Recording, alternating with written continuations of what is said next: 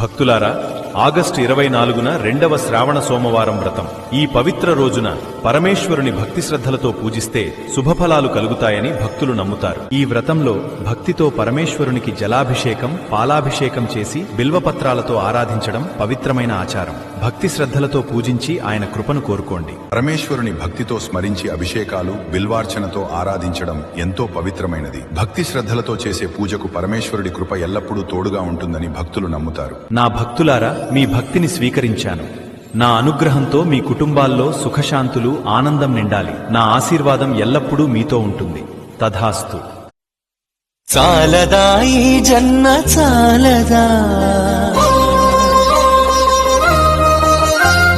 శివ కీర్తన జయ ఈ జన్మ చాలదా.